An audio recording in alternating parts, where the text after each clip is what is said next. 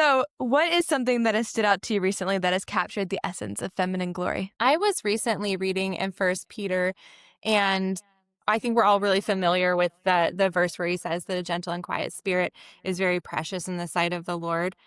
Um, and I was thinking, it's not saying that being timid or like mousy or physically quiet is what every Christian woman should be. Right. It's talking about the spirit, having like a quiet spirit.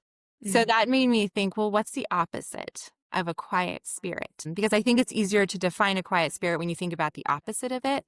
And words that came to my mind were things like an anxious spirit or an angry spirit or like a spirit with a short fuse or someone who's an emotional roller coaster or someone who's just full of bitterness where you start Mm. talking to them and as different subjects come up, it's like just a bit of bitterness flows out. It's like they're clearly angry about that still. They're clearly angry about that. And that though all of those things are so culturally acceptable for women Mm. to be. Mm. I think it's almost like a joke that people are like, well, she's crazy. And she's a woman. She just has a lot of emotions. And Peter is saying that God finds it very beautiful that a feminine glory is a woman who has internal peace, who's confident and has self-control over her own emotions. And again, I think that comes back to what we've been talking about this whole time, just taking your thoughts captive and having your thoughts under control.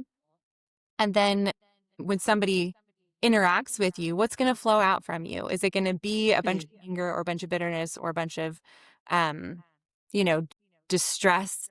Or is it going to be peace and confidence in the Lord and trust and patience? And like Peter describes it, gentleness and quietness of spirit. Because once again, it does influence those around you, whether Yep. in your home or out and about, you're bringing that environment and expressing that to all those around you. So you definitely want to make sure that would be one that was honoring to the Lord, especially if you're going to be around unbelievers. Yeah. But I don't think as a culture, I don't think we think about that as being feminine very often. I think culturally, when people think about femininity, they either accuse women of being really weak, and maybe this is kind of the same thing. They accuse women of being really unstable and Hmm. emotional and anxious.